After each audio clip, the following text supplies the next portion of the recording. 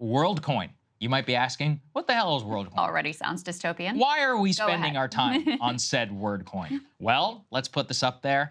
Sam Altman of OpenAI fame is launching Worldcoin, which is, quote, an eyeball scanning crypto project.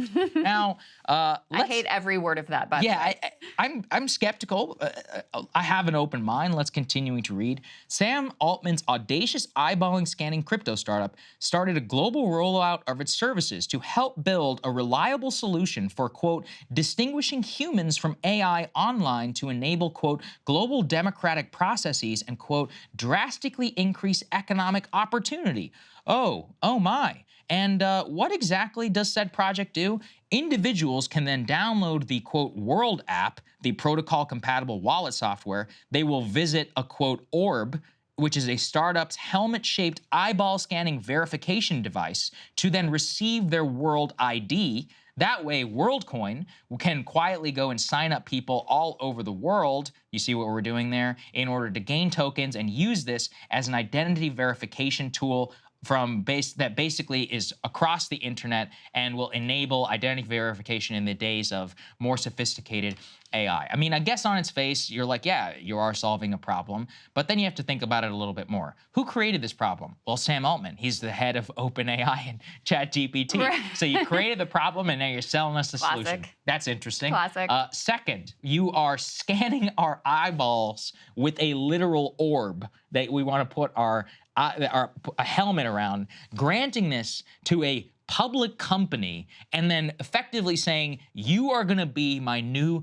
digital passport. I mean, for all the people out there who are worried about central bank digital currencies, centralized control, this seems like a catastrophic nightmare in terms of privacy and in terms of cooperation with governments. So if Worldcoin becomes the privatized standard, then the Chinese are just gonna be like, okay, hand over every single eyeball that are inside of that or you don't get access to the biggest market in the world. What have we always learned from Silicon Valley? They're gonna take that trade every day of the week. Or, you know, Eastern European governments, all kinds of Asian or South Asian governments. We have no idea what protections actually exist on this. And I guess what's even more concerning is that some people are gonna be doing this of their own free will, literally signing up to visit their local orb to get their eyeball scanned. I mean, I have to believe that at least some common sense will prevail, but you know, recently, Krystal, I've been traveling a lot internationally.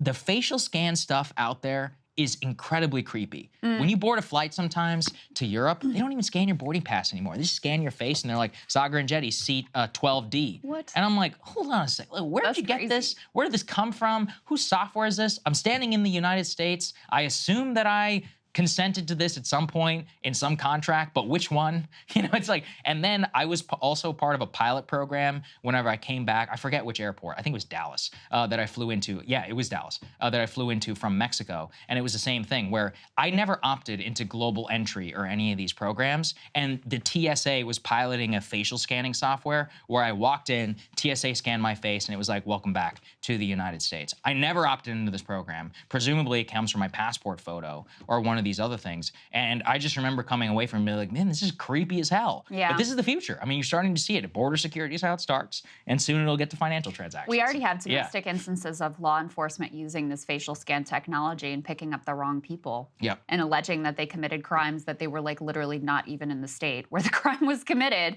But it's not like they were just like, oh, sorry, and you get released. The particular man that I'm thinking of, they held him there for weeks. Yeah. So, I mean, his whole life was turned upside down by this oopsies from, you know, facial scanning technology. You know, the simple person, some of this, I'm going to say, I don't even know what it means. I can't wrap my head around. Like, okay, so you start with distinguishing humans from AI online. Okay, I know what that means, and that seems good.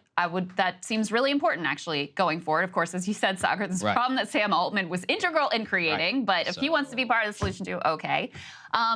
It says drastically increased economic opportunity, incredibly vague and highly unlikely would be my gut reaction.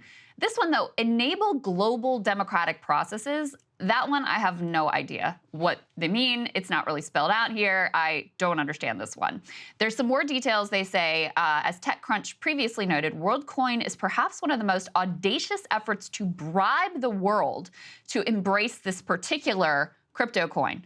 The startup founded by OpenAI CEO Altman and Alex Blania, wants to put a crypto wallet and some of their currency onto every human smartphone. But in order to do so, they have to build a way to determine whether someone is a unique human.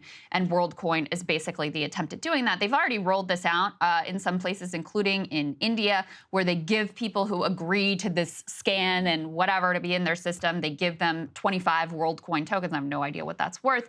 But apparently there have been some problems with that. They've been accused of exploitative practices, et cetera. So I guess the play here is kind of like the Elon Musk Twitter, I'm going to be 50% of the global financial services play. It's like a billionaire play towards world domination is my simplistic take of what's going on here. And so frankly, it makes me very uncomfortable. And my best hope is that this is a fanciful, ridiculous scheme that falls flat on its face. That's what I'm hoping for. Well, and listen to this statement. If successful, Worldcoin will drastically increase economic opportunity, as you said, and then also enable a potential path to AI-funded UBI. So how does that work? So you have your identity verified, so then you can have your instant deposit of world tokens into your crypto wallet. I mean, all of this just seems like cooked up from the brain of Sam Altman, who clearly has these, almost transhumanist fantasies, of which obviously the tools for control become very obvious. Jack Dorsey has spoken out against Worldcoin. Let's go and put this up there on the screen. He says, quote, Worldcoin is an attempt at global scale alignment. Cute. Jack has also been tweeting about the orb and making fun of said orb, about going in and checking, making sure to, he says, visit the orb or the orb will visit you. Listen, as a woman named Crystal Ball, I'm not going to hate on the orb. Well, do you remember against everything I stand for? Do you remember the Trump orb? Whenever him and the Saudi guys gathered around the orb. That's an iconic photo, I do have to say. There really very is. Memorable. You will never forget that one. I mean, what does that mean? What does it say? Put that back up on the screen. Because an attempt at global scale alignment, which he took from, that was one of the things that they said in their press release or whatever.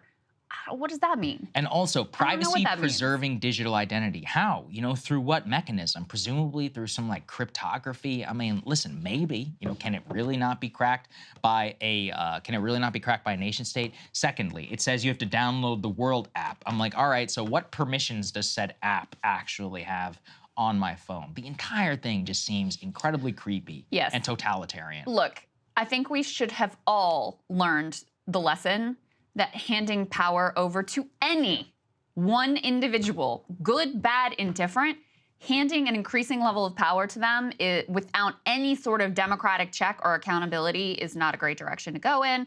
So even as I find some of this indecipherable, and I think it is intentionally indecipherable, I think that core principle of being very skeptical of handing, any aspect of your financial, personal, or, privacy or identification life over to an entity run by one oligarchic individual, regardless of who they are and whether they're a nice person or a smart person or whatever, not a great idea. Absolutely right. Hey guys, if you like that video, go to breakingpoints.com, become a premium subscriber, and help us build the best independent media organization on the planet. That's right. We're subscriber funded. We're building something new. We want to replace these failing mainstream media organizations. So again, to subscribe, it's breakingpoints.com.